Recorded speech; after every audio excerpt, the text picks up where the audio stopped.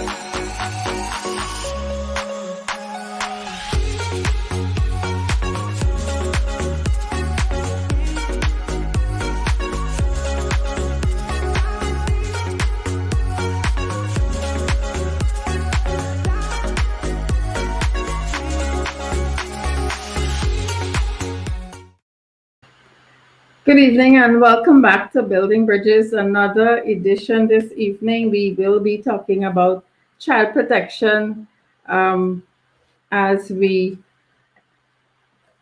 celebrate, as we observe 1 week of activities during the month of September as child protection. Now, I want to introduce to you our topic. We are talking about child protection, particularly within the context of Guyana. I noticed that there are a number of activities, particularly geared towards public awareness of this activity for 1 week. What do we mean when we talk about child protection? How do we really protect our children? And for the purpose of this discussion, our conversation surrounds children from early childhood on to post-secondary education. That takes us to about 16, 17 years. How do we protect those children? And our conversation has to be within the context of Guyana and within the context of operating in the COVID-19 pandemic. Folks, I have two guests with me, members of parliament. I want to introduce both of them this evening. I want to introduce Honorable Dineshwar Jaipershad, Member of Parliament.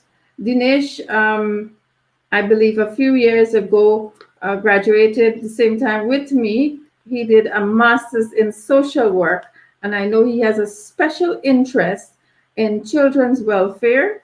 I believe he is the Chief Welfare Officer in Region 6, and he is also a member of Parliament. He's had many years, I think all of his career, he's been with the Ministry of Education, and I want to welcome Honorable Maureen Philadelphia, who is now reading for her master's in early childhood education at the University of Guyana.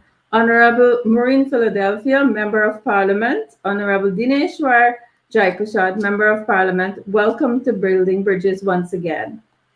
Thank you. Good night.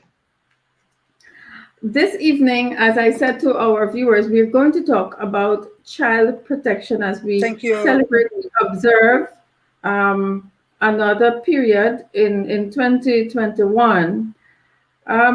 My first question, for everyone to understand our context, we talk about child protection within the context of Guyana and within the context of operating in the COVID-19 environment. What do we mean when we say child protection? How do we protect our children in an environment, especially in an environment we're operating for almost a year, more than a year and a few months. COVID-19 directly affect our children. As a result of the loss of parental care due to death, illness, or separation, thereby placing our children at a heightened risk for violence, neglect, or exploitation. Only today, I was being made aware of a particular situation where in Guyana, you know, our families are extended. There is a gentleman who died. He had his wife and children, and he had children with another woman, and he died at the COVID hospital. And so the legally married wife separated all of what is happening from the two children that we refer to in Guyanese colloquial terms as the outside children. They are suffering a loss of their father, just like the other legitimate children. And they are made to suffer because of their parents' decision. Now, that is very, very unfair. That situation broke my heart. But how can you intervene? And within that context, how do we protect our children? Dinesh, I'll take you first. Thank you very much. And I must say thanks for the invite. Special good night to all the viewers and listeners in Guyana and around the world. It has always been a pleasure to be on your program. And we know the name of the program is what we need in Guyana, basically. We need to continue to build bridges so that we can be able to reach our destination, whereby our children are in a safe and protected society. So I want to say, basically, Natasha, that protection of children means, according to my knowledge and interpretation, where every child, regardless of race, religion, gender, age, social background, and parental political affiliation, is in a safe space in this country. That takes in all our children, wherever they may be living. They must have equal access to whatever is being given by the state. And when that is happening, then we have protection for children. But what we see happening is not that what we want to happen in Guyana. Thank you. Excellent. Maureen, pardon me, MP Philadelphia, what is your take on child protection in Guyana? Thank you, Natasha. And I'm honored, I'm privileged to be a part of your program once again. And I say good night to your viewership, whether it's here in Guyana or in the world. And I say thank you for continued support and, of course, reaching where we can reach you into your home so we can discourse with you. The rights of the child give every child the right to education, recreation, health, and everything that goes with it. And like MP Jaipershad said, regardless of political affiliation, socioeconomic status, religion, culture, creed, you are entitled to that. But we recognize in the Guyana's context, while we say equality, equity is a big factor. As it relates to health, everyone has equal access to health. Every child has equal access to education. Every child has equal access to socialization.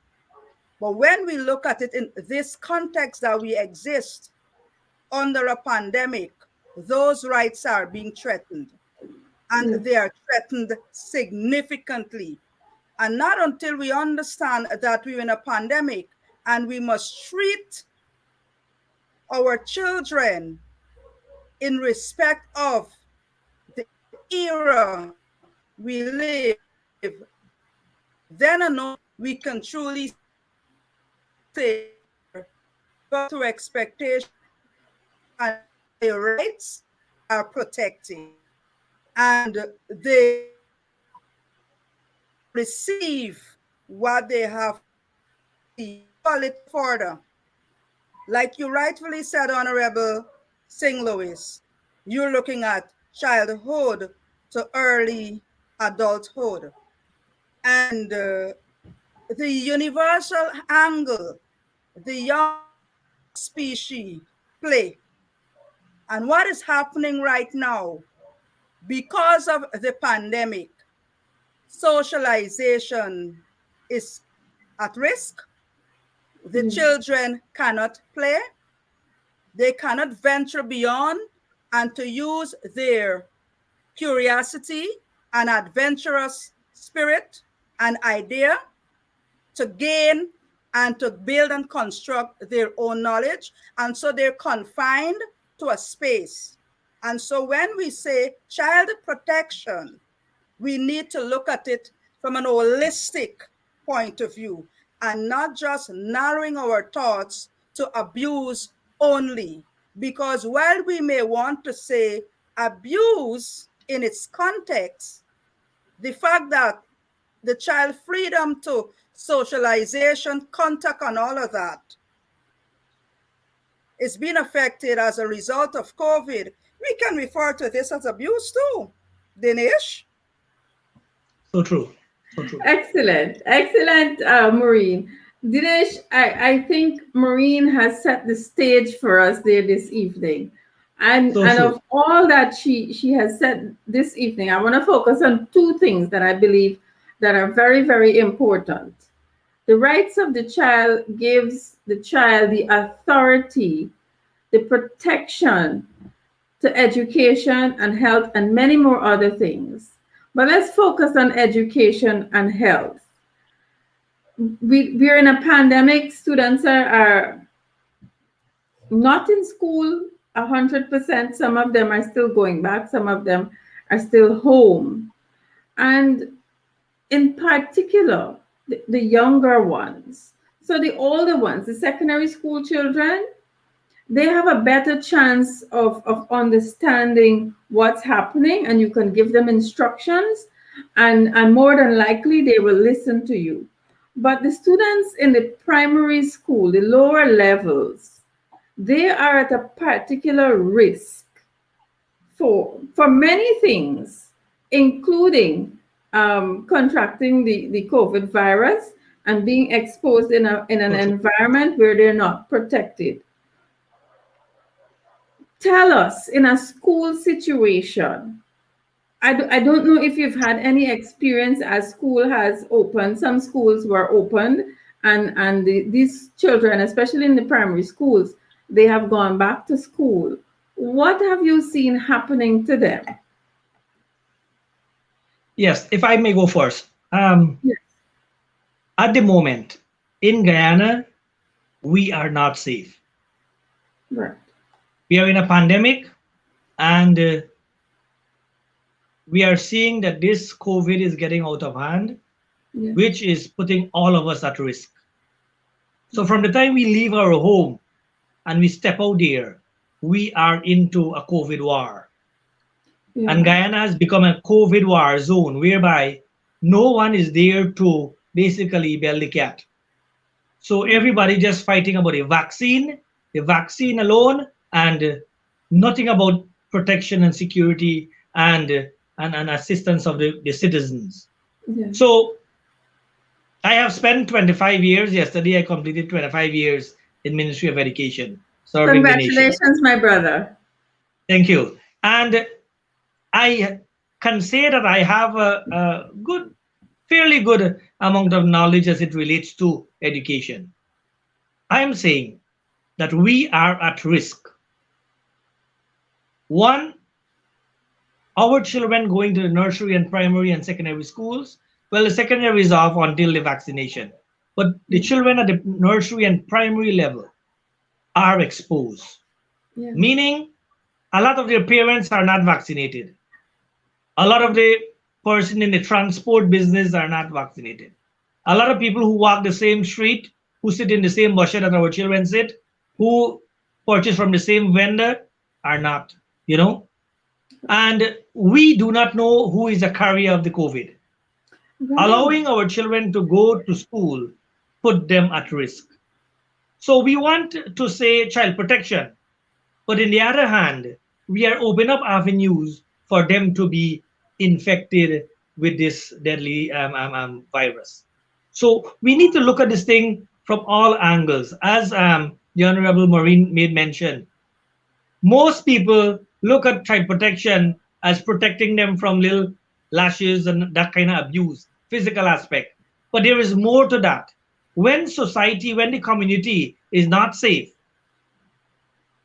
protection is not there. And that is what I want to get to. All of us, once we are in this, wherever we may be, child protection is everybody's business. Yeah. Not the Ministry of Social Protection, not the Ministry of Health, not the Ministry of Education, but all of us. And that is what child protection means. Because the child does not operate in isolation. The family does not operate in isolation. All of us are part of this big family. So if the health family is not well, and the protection, social protection family is not well, and the cohesion family is not well, it affects this big family of the Guyanese family. And this is what the government needs to take into consideration and say, hey, what happened? We are with a pandemic.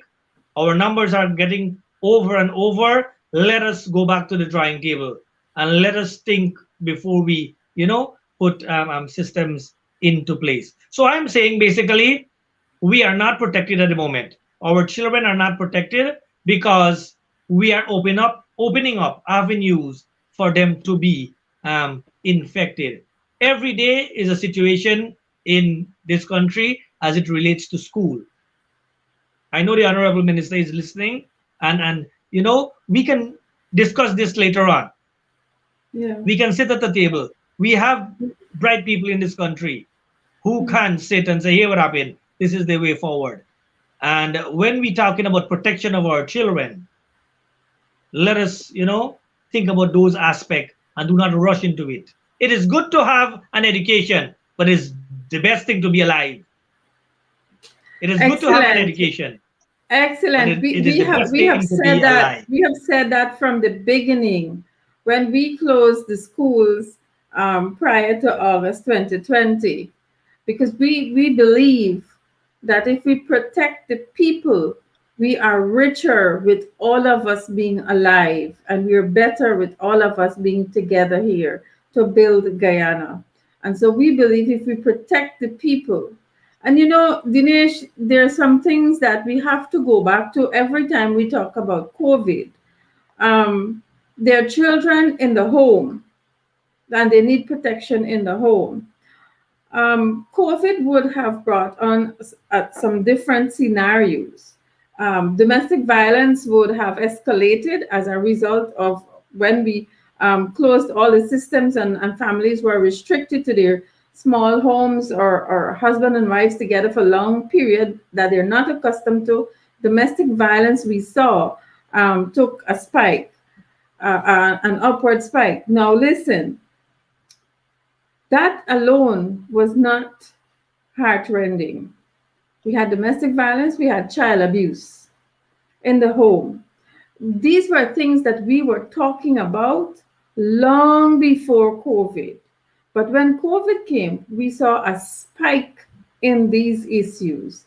Children are affected when they're in the home and they see their parents fight. When they're at home and they hear their parents quarrel. Children are affected when they receive the abuse, when they're at the end, the receiving end of the abuse. We have seen all of that happening. And Dinesh, I had said from the beginning that this is going to be a learning experience for us on Building Bridges this evening.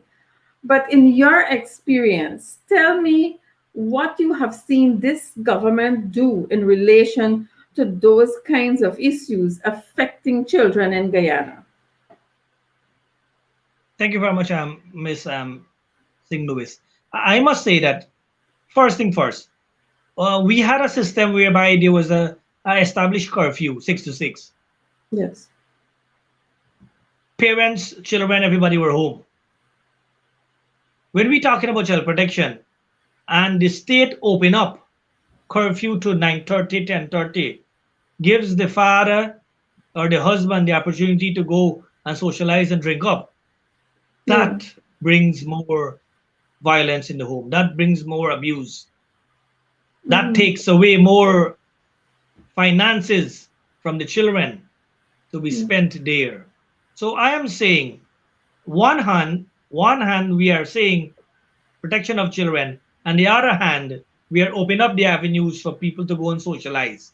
And we know men socialize more than women in our Guyanese context, right? So the woman is left home with the children, and the man goes there and take his drink and socialize, comes back in a different state. Food is limited. Groceries and ration, what that we may say, limited. It comes a situation now. I am saying we could have avoided this if we had said to the people that, here what happened. We know that we are in a pandemic. Children, we take care of you first. We give you your school supplies. We give you your gadgets. We make internet free. Not that we don't have it, Guyana is one of the richest country. And our viewers must listen this. Guyana is one of the richest country. We have given to one entity about $10 billion. And still the workers striking. If we had given education that 10 billion, then every child would have received a laptop. Every teacher, every home would have gotten the internet. So when we looking at things in terms of Guyanese context, we should not be biased and say that we want to look after our children and we want to do this, and we are not opening up the avenues for them to have the resources that good. In my context here, as a Barbician, we are in Region 6. We are not so like the schools in Georgetown. A lot of our Barbician do not have internet. A lot of us here got one device, one phone, and whoever leaves home goes with that phone. Yeah. So education is not, you know, for the parents, I must say, the education is not the focus. Survival is the focus. We have not given the people any proper allowances and packages and food relief and whatever. No, we give them a 25,000 and think that that 25,000 gonna feed them for the entire year. That 25,000 was the mortgage and the light bill and phone bill for 1 month and done. That's What it. happened to the 11 months?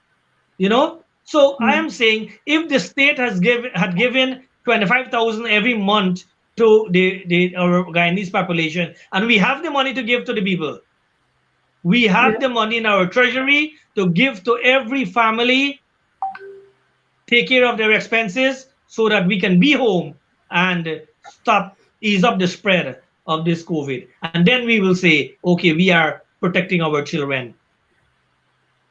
Dinesh, I want to tell you that I've received a report that I am currently reviewing in order to take action. I've several reports, but the last one I received last week is damning, and it speaks to inadequate staffing in Region 6 in relation to social protection issues. And that's telling a whole lot of different stories. One report speaks to officers taking bribe in relation to shared custody of children. When you go to the office, there isn't always somebody there to take care of you. There is the COVID regulation, and not always somebody's at the office. And there's so many, and when you look at them holistically, the issue relates to staffing, inadequate staffing, and probably lack of training for the staff in Region 6. Maureen, Dinesh would have talked about how Region 6 is dealing with those kinds of issues. I know you also serve, your geographical representation is East Coast, Demerara. Would you want to share your views? Thank you, Natasha. Yeah. I must say, Region 6 is just one of 10 regions in Guyana. And what obtained in region number 6, same thing obtained in region 4. It's not different.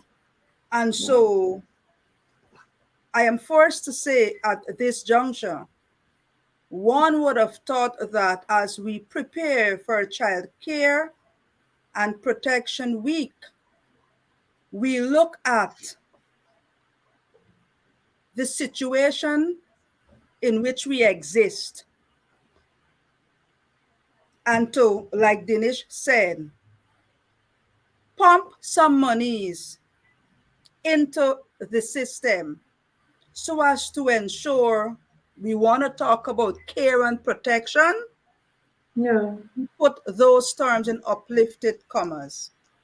What we have done rather is to expose our children.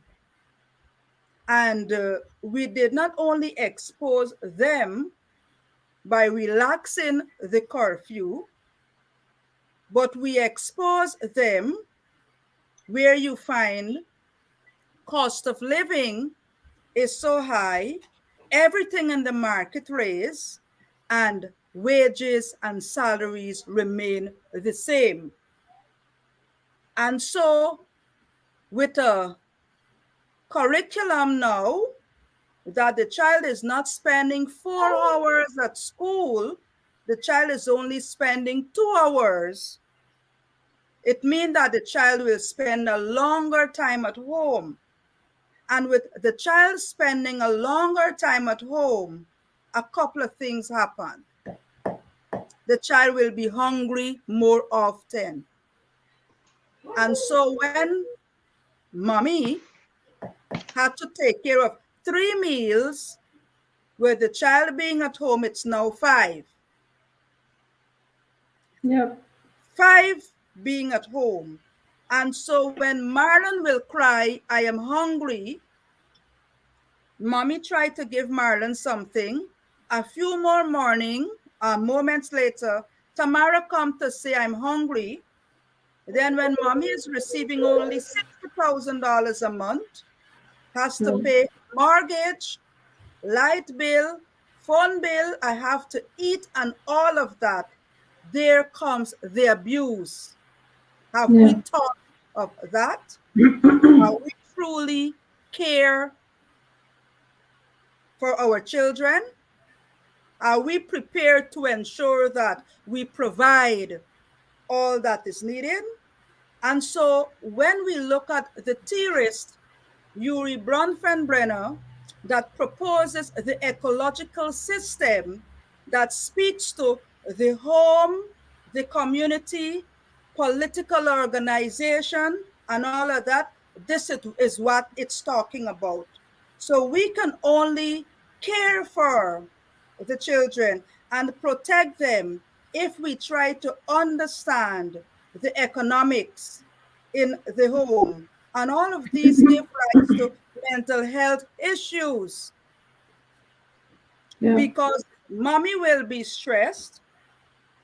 I have to Mhm. send my child at school only for 2 hours or Yeah. probably 4 hours, and the rest of the time the child is at home. What do I do? How do I ensure that that child is gainfully occupied? How do I ensure that that child is gainfully occupied while I take care of bread and butter? And so these are all things that us as a people, as an organization, I trust that the Honorable Minister is hearing us, or probably somebody is there listening so that they can share with us. Let's have a sit down. Let's have a sit down. And Yeah. so we can truly put together a package that says child care and protection in a pandemic.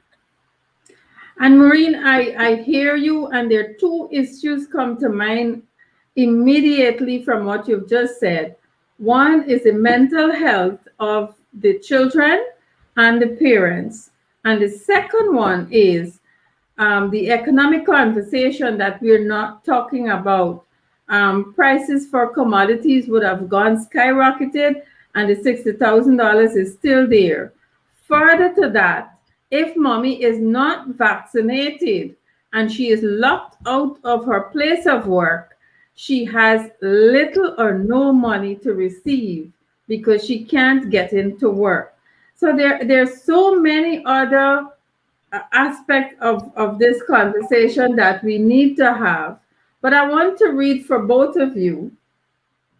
Given my portfolio is social protection, I would normally receive these complaints. I want to read one. It's just about a minute, but permit me to read it because I would like to have both of you, I'd like to have your individual comments on it. Good afternoon, MP. Hope all is well at your end. There should be an urgent visit to the Children and Family Center at Plum Park. And for our viewers, Plum Park is in Sophia. So they're talking about the Children's Center in Sophia. Received information that things are terrible there with the children and staff. They have about 80 children or more to one staff member. The head supervisor is in isolation with COVID. Please intervene to highlight to the government these shortcomings if it's possible. Children have to use salt to brush their teeth. Right now, the two supervisors are not there. One is in the COVID center and one is at home. Please keep me updated on your findings. MP, I will tell the individual who is making this complaint that you will that you will intervene. The children complained of feeling unwell, and what the ministry has done is to send the sanitization crew to sanitize the place, the physical location, but nothing has been done to the children. Now, folks, as I read that complaint like a number of times, and my skin grow every time I have to deal with it because it's an ongoing situation. The supervisors who are I believe one of them is now at home, but they were all COVID. They were in that institution interacting with these children. They have removed themselves when they figured out that they're COVID positive. The ministry, 1 week after that, would have sent the sanitization crew to sanitize the environment. Nothing has been done for the children. Testing or what, isolation, nothing has been done for the children. And that's one situation. The other one I read in that complaint, I can't remember. I believe it's a long ago business. Like when I was maybe 2 or 3, I knew of situations where you use salt to brush your teeth. But I can't imagine in this 21st century oil producing Guyana, the children home, they have to use salt to brush their teeth. Another complaint I received for that same center is that they have 80 plus children and they give them 1 12-pound milk per week. You go first, Dinesh. This complaint is beyond me, honestly. Sometime when you hear stories happening to our children, you will want to ask the question: Is Guyana a real place? You know. So I'm saying I know that officials from the um, Ministry of Social Protection are viewing this program, and I'm calling on them that get on board. Let something happen tomorrow and get it fixed. We know that probably they are, lapses and so, we give and take. But get it fixed tomorrow, Honorable Minister. We know that you can do it. And I want to appeal to the Honorable Minister that all the agencies looking after children, all the homes and the orphanage and these holding centers and so must have people who are qualified. Yeah. You know, the easiest thing is to make a child. Anybody can make a child. But to bring up the child with good parenting skills is a big story. It means then that anybody can look after a home with children. But what you do there is another story. So I'm appealing to the Honorable Minister. I know that she is responsible for all these homes and orphanages and so forth. Please let the person who is in charge be exposed to some theories and the know-how, not the traditional old way of doing things. We are moving towards a new era, and our children's protection must be paramount. I am saying here that it's hard to understand and it's hard to comprehend that we're still using salt. I used black sage and salt when I was a little boy, you know? So I can't understand that it is happening now here in Guyana, the second largest producer of oil in the world, and we, doing that.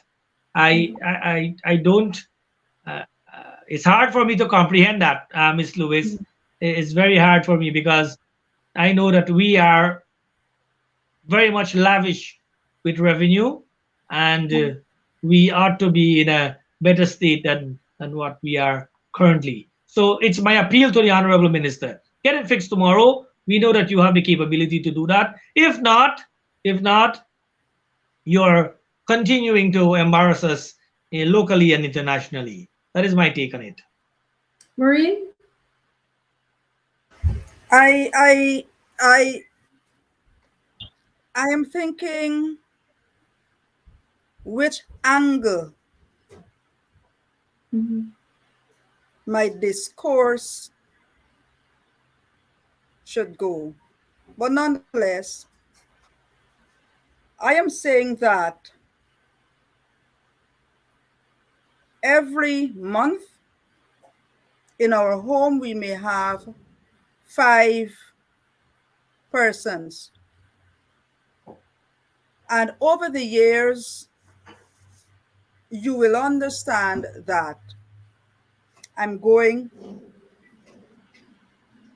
as flat as I can get.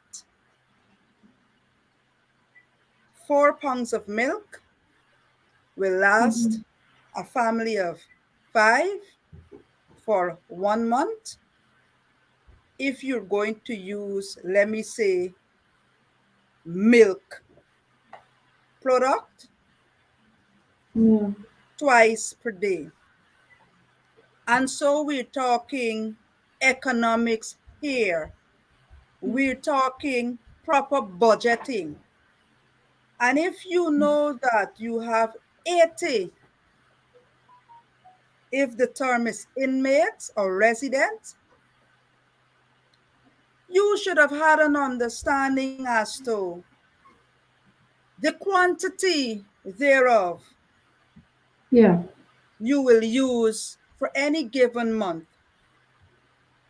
And it's only fitting and proper for you to ensure that that is there. If it's not done, is one thing. And if it's done and there's not proper accountability, is another. And so we have 2 different scenarios here that we need to investigate. Now, as we investigate, we are going to put proper system and or measures in place to ensure that the complaint you receive is not factual. You hear I say is not factual. And if it is, we must correct it. We must correct it now. Yes. We must correct it now. You know, when I was attending school, and Dineshwar, I spent 29 years in education, right? Congratulations, Maureen. Thank you. Congrats. I'm in my 30 years now.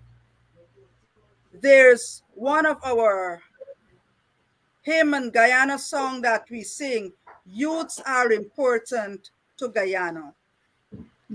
And I do believe because we no longer sing the lyrics of those songs, we forget the importance. And once we forget the importance, you're not treated as such. If your nutrition is bad, your brain will not be fed proper.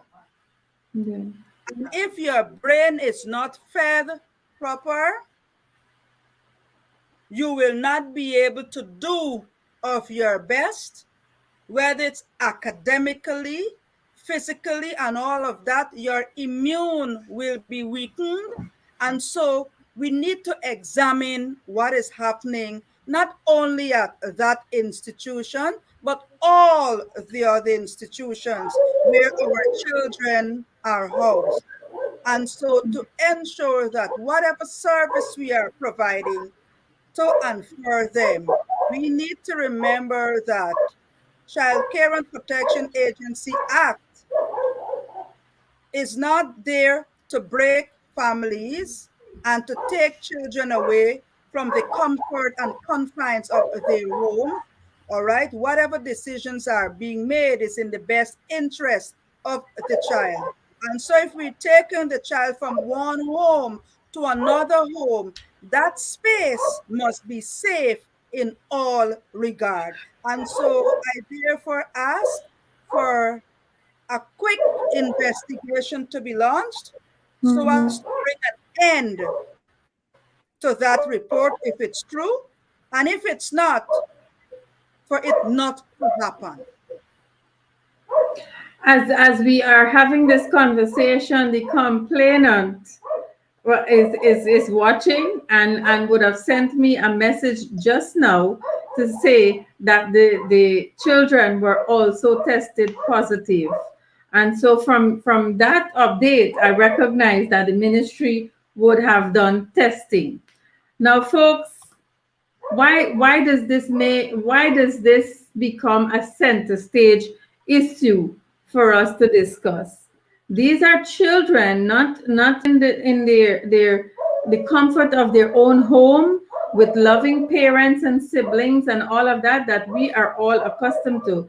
These are children who would have been taken away from bad situations in their home, in their environment, and placed in state custody. So you would expect children in the state custody to be treated in a better way. And for the love of God, I really don't understand, but this breaks my heart. Miss Singh-Lewis, Yes, Dinesh. I want to say, we are taking children from one situation of abuse and putting them to another one that they will be abused again. Yeah. You know? So I am saying that when we want to help children, we got to look at what we are doing. Yeah. The basic needs must be there. For us to be able to do anything in life, our basic needs must be met. A lot of children who are taken away from homes and families are not given what they are in need of. It means then that we are compounding the abuse of our children. And our constitution clearly states that it is the duty of the state to protect children, to ensure that all children receive free education from nursery to university. Yeah. And that is protection of children. When we want children, when we want people to be good men and women in society, independent, it starts with childhood. Our education system must be one that will lead towards good men and women of society, good parents, and good contributor to Guyana. So in looking at Child Protection Week, I am saying one of the key areas of discussion must be where the government, where the ministry will facilitate free education from nursery to university. I am saying that because a lot of children who are abused do not hit the jackpot, basically. Yeah. 1 and 2 and 3. But all the children who have the good jobs are children who come from the family who can, provide for them. I am saying if the state provides enough for these vulnerable children, that they too will contribute to the development of society. And that is important. Exactly. That is important. And Dinesh, within that context, that's an excellent point. Within that context, people would say, like they said the things to us, that the children are in an unsafe, unhealthy environment, and they are suffering because they don't have their nutritional benefits to go. Who is to say that these children are given their vitamins? I sit at my breakfast table every single morning with a stick, a ruler on the table, so that my two teenagers, when they finish breakfast, they will take their multivitamin. Because if I don't do that, as old as they are, they will not. And I am the one that will suffer. Of course they will suffer because we're all exposed. Who is looking after every child in that environment, in that institution, taking their vitamins? That's their home, because they're taken away from their parents' home or their grandparents' home and brought there. Who is ensuring that all these different levels of children, because you have primary, I believe you have nursery, there's also a baby with a mother there. I don't know if there's more than one, but I know of a baby and a mother there, a teenage mother. But who is ensuring that these children get curriculum time, instructional time? Who is ensuring that? Because they're not going to school. How long have they been there? And who's taking care of that? Those are some very serious issues. And viewers, I hope that there is somebody from the Child Protection Agency. I swear to you, I will not come here and say things to you that are not true.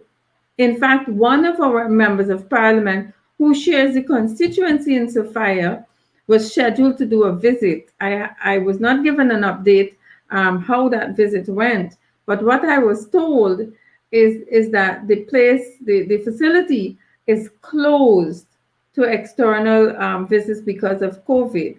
I understand that, but if this is a representative of the people, then somebody need to come forward and say something to us. Somebody got to be the caretaker outside that looks in to ensure that these children, because they're our children. I mean, they have delinquent parents, but they are our children, and we need to do something about it. It breaks my heart.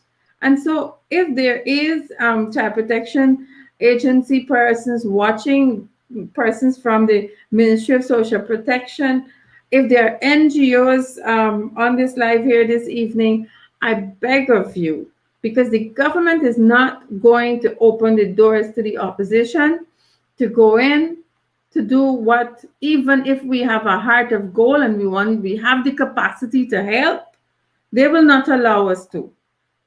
And that is really bad.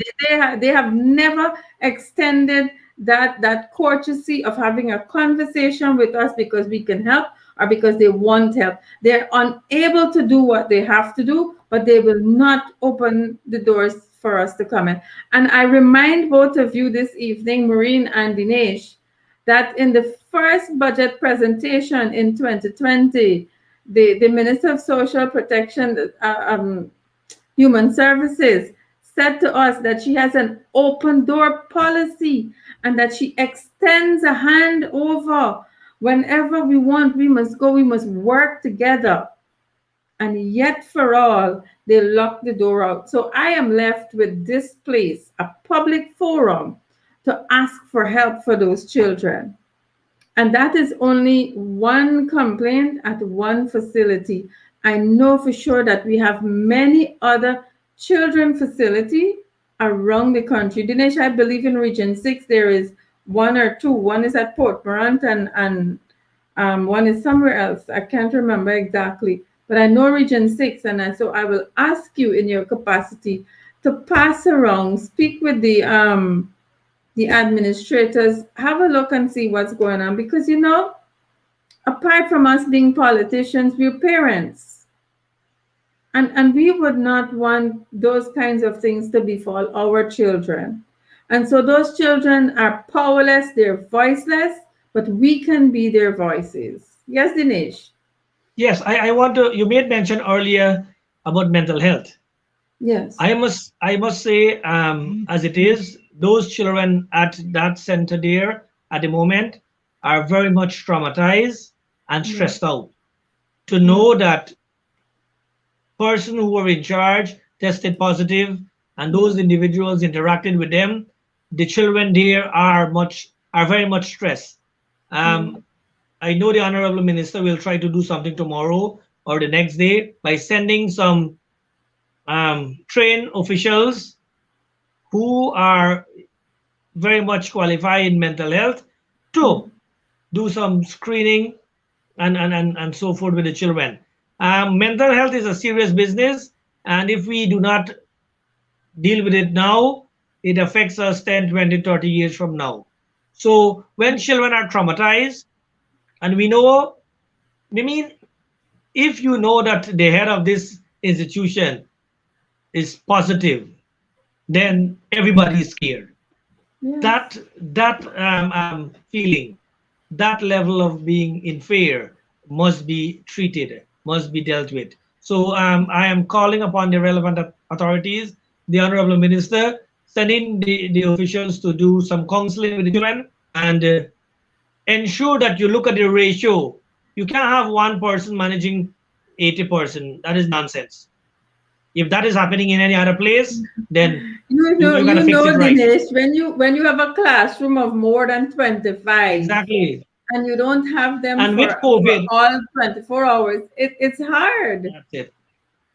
It's hard. With COVID, you can't go more than 10. With COVID, you can't go more than 10 or 15. So basically, you got to get about 5, 6 person in that institution as from tomorrow to manage the people according to the ratio. You can get one. So if the minister cares about what is happening there, tomorrow we will have some temporary staff going in there and try to remedy, help the situation. Because God forbid, what if 10 children get COVID or 15 children get COVID? It means that is chaos. You know? God forbid if one of those children die. If one of those children die in state care, it's very serious. It's a very serious issue, folks. It's a very serious issue. And the thing is, it's so pathetic that outsiders will have to sneak in and understand what's happening and reach out to people for help. I am sure this matter has engaged the minister already. I am sure, because I know for a fact that some persons made attempt to go in and they were locked out on the premise that there is a rule and the facility is not open to the public. I know that for sure, because from the time I received that report, I started to try first to verify the report. I got some level of confirmation, because I'm not going to come here and tell you things that are not true. That's not me. That's not politics for me. I'm going to bring the issue as it is after I would have verified, and I am asking publicly for help for those children. I am just being told that there is one at Pollyann says there is one at New Amsterdam at Philadelphia Street, and there is one at Gay Park on the East Bank there. So there are a number of children home. And while we talk about child protection, let's not go far away. There are children in homes that we have not focused on as a country. And what we talk about on the top of the surface is child abuse, right? And we will talk about child abuse, and we will talk about the coastline, what's happening here, and we wouldn't go into communities like Barometer in Region 1 to see that our young adolescents are committing suicide at a high rate. Nobody's going to talk about that. So how do we protect those children? That's a completely different scenario. How do we protect them? Counseling is absolutely needed in every single region, in every sub-region. And Dineshwar, I really want to ask you a wrong side question. In your region, is that adequately satisfied? All right, here what I mean. I am a school welfare officer, senior school welfare officer, right? Right. And there are 3 of us to work with 140 schools. Right? Good. And I know the child protection. I have to give you some counseling too. Good. So, and we have the child protection. There are the child protection offices, three offices in the region, and they have about like 10. I should say about 10, 9 to 10 person. So the child protection and the education, let's give it a total about 15% to deal with this large population of East Berbice quarantine. It means then that each of us probably working with 15, 20,000 persons. Yeah. It is not workable. It is not feasible. We cannot do what we want to do. I made a proposal to MOE and social protection to have every community center a room set up, and you have someone there giving some counseling every afternoon. We have the people in the community. We have the teachers. We have people with social background. Counseling is not something that you got to hold a book and do. We can do guidance. We can do little TED talks. We can listen to people. We can refer them to the specialists. All these takes into consideration counseling. Not sit in an office and do therapeutic intervention. We don't do that. We don't get people who are therapists basically in Guyana. What we do as counseling is talk and listen, and give some little solution. So I have proposed that We had the Project Soon initiative, which I was part of, but because me a PNC, they not take me. You understand? Me get knocked out. The building closed down. All the Project Soon building, the president you Chai's initiative building on the Yeah. former president Barjagdeo, Yeah. all basically shut down, not open to the public, not because of COVID. They can't manage it. I am saying we have all these facilities. Let us pay someone part time or full time. Mental health is serious business. Yeah. We are not dealing with our people. That is why we get murder every day. We get a man like the wife with fire. You Yeah. understand? Mental health issue. We get people Yeah. killing one another, juking up and stabbing and whatever. All these comes back. All these things comes back to say we have a serious mental health issue which we are not looking at when it Yeah. comes to nursery, primary, and secondary school. All these things that happening started way back early childhood, going on to Yeah. adolescent and going on to adulthood, and we did not deal with it. Sister Maureen is a specialist with those things. If we fail to treat it at the early stages, it becomes lifelong. We gotta live with it. So that is my take. The minister needs to come clean with it and say, "Here, what happened? I can't deal with it, or I need help. Let us come and work together." You know, I can set up a plan for Region 6 Yeah. because I know what really happening here. We have some people who can, and let us work at every community center. If we want to help the people, we will do what it takes. Yeah. But if we do not Excellent. want people to move up, we just make some excuse. And you know what the politicians will say? I will look into that. No, that's a good point. I will look into that. 5 years they come back to vote. Half of the people they're out. You know? But I'm saying that we got to do what we got to do. I Yeah. am hoping that sooner, in a month time, I'll be setting up a system whereby once or twice per week, I can go at a safe space and offer some services. I'm trying to set up a system on the Facebook so that people can send some questions and comments and concern to me so that we can respond and, Yeah. try to offer some services. Thank you. Excellent. Excellent, Dinesh. Excellent. Maureen, you would have recognized that this discussion is flowing so nicely, and it's absolutely important that we've missed the time. We've passed program time, folks. But this is a conversation that we'll have to come back to look at, particularly the mental health aspect for our children. I have to absolutely wrap up this program now. And Maureen, I'll ask you first to give me your closing remarks. Thank you once again, Natasha. My closing remark is to ensure that even as we set up those spaces that we refer to as safe space, where we take our children from the comforts of their homes with their families, we ensure that we provide them with love, care, and belongingness, and that space must be safe in all aspects. We need to ensure that we give them what they need so that they can grow healthy and of course be able to contribute meaningful to society when they're old enough. Thank you. Excellent. And I want to thank you very much for taking time. I know you're a student, and folks, Honorable Maureen Philadelphia is reading for her master's degree in early childhood education, and she has brought her experience.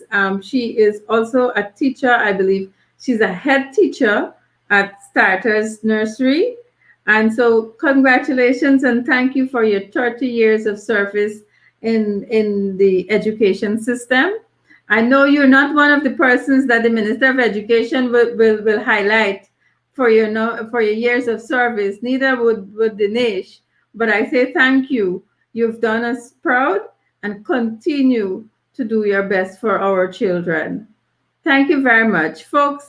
That's all the time we have on Building Bridges this evening. We have to wrap up our conversation on child protection, what it means, and in the context of Guyana living in the COVID-19 pandemic. I wish to say to you, as we have been saying, that if you have not been vaccinated and you need to go and take the vaccine, please do that. If you don't have enough information, reach out to your medical personnel, get more information, and do what you have to do. If you are one of the anti-vaxxers who believe that it's your body and it's your choice, that is absolutely fine. You have a right to your own choice. But do a couple of things for yourself. Social distancing, wear your mask, sanitize, take your vitamins, exercise. Go back to the things we started doing from the beginning of COVID. We were doing the ginger tea, we were doing the turmeric and honey, and we were doing a lot of herbal treatment for our body, because your best bet against COVID is a perfect immune system. I'm not sure any one of us would be entitled to that at this time, because mental health takes a different kind of toll on your body physically. But folks, it's important for you to stay safe. And so while we do what we have to do as your elected representative, and we will do what is best for you as our supporters, we want you to take care of yourself too. When you take care of you, you take care of your family, and you take care of your community. That is the way we want you to understand being healthy, being responsible. And as I close this program, I say to you, have mercy for those little children. When you see children are being abused, whether it's in your own home, whether you are the abuser, stop it. It's not the best thing. Dinesh would have said that these things are traumatic and they take a toll on the children's mind for a very long time. And so as we take care of ourselves and our community, let's take an extra eye. Let's be our brother's keepers. Let's look out for those little children. I am proud to say that I'm a mother of 3 children, and I do not beat my children. It's difficult, but you have to play your part as a parent. It's never going to be easy. And I can't tell you that there aren't days when I want to pull out every hair on my head, because I have teenagers that I am responsible for. And I say I am responsible for them because they're minor. They're my children, and I have a responsibility to take care of them. And so do you.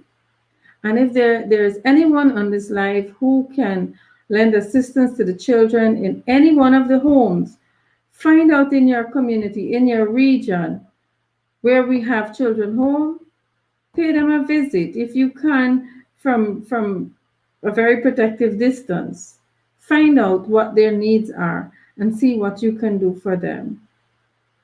I don't have any faith in the government that they will do what they said they will do. They come and they say lovely things in the parliament. It's recorded, but when you go on the ground, it's a very different situation.